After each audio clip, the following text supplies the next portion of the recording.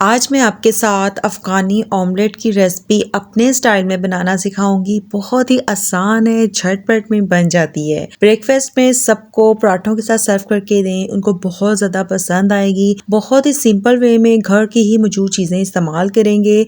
Breakfast में बहुत ही झटपट ये वाली रेसिपी बन जाती है, तो ज़रूर ट्राई कीजिएगा। चलिए फिर स्टार्ट करते हैं अपनी रेसिपी। बिस्मिल्लाहिर्रहमानिर्रहीम। एक पैन के अंदर मैंने कुकिंग ऑयल ले लिया है, तकरीबन 2 से 3 खाने के चम्मच। इस रेसिपी के लिए मैं कुकिंग ऑयल का बहुत ही कम इस्तेमाल कर रही हूँ। तो इसमें 2 अदद बड़े साइज के मैंने प्याजों को अच्छे से चॉप करके शामिल कर दिया है। प्याज़ों को ना आपने फाइन चॉप करके शामिल करना है और हल्का से इसे सौते कर लेंगे कि इसका हल्का गुलाबी कलर आ जाए। जो अफ़गानी ऑथेंटिक रेसिपी है ना, उसमें वो लोग आलू का इस्तेमाल करते हैं, लेकिन मैं आज आपको अपने स्टाइल में अफ़गानी ऑमलेट की रेसिपी सिखा रही हूँ, तो इसलिए मैं इसमें बिल्कुल भी आलू का इस्तेमाल नहीं कर रही हूँ। अच्छा जी, ये देखें जो हमारे प्याज है ना वो हल्के गुलाबी हो चुके हैं। तो इस स्टेज पर 1 टीस्पून मैं इसमें लहसुन अदरक का पेस्ट शामिल कर रही हूँ और इसे भी अच्छे से भून लेंगे ताकि जो इसकी रॉ स्मेल होती है वो ख़त्म हो जाए। इसके बाद 2 अदद बड़े टमाटर लेंगे और 6 से 7 अदद मैंने हरी मिर्ची ली हैं तीखी वाली। अच्छे तरीके से तमाम चीज़ों को हम चॉप कर लेंगे और इन दोनों चीज़ों को मैं प्याज़ों वाले मिक्सचर में शामिल करके अच्छे से मिक्स कर लूँगी। इसके बाद थोड़ा सा मैं पानी शामिल कर रही हूँ ताकि जो हम आगे जाके स्पाइसेस ऐड करें वो जले ना। तो सबसे पहले मैं नमक शामिल कर दूँगी 1 टीस्पून, हल्दी शामिल करेंगे 1/2 टीस्पून, दरा मिर्च मैं इसमें ऐड कर रही हूँ 1 टीस्पून। स्पाइसेस अपने हिसाब से आप इसमें कम या ज़्यादा भी ऐड कर सकते हैं। रेड चिली पाउडर ऐड करेंगे 1 टीस्पून, सूखे धनिए का पाउडर मैं शामिल कर रही हूँ 1 टीस्पून। इसके बाद स्पाइसेस को अच्छे से भून लेंगे ताकि जो इसका एक कच्चापन है वो ख़त्म हो जाए।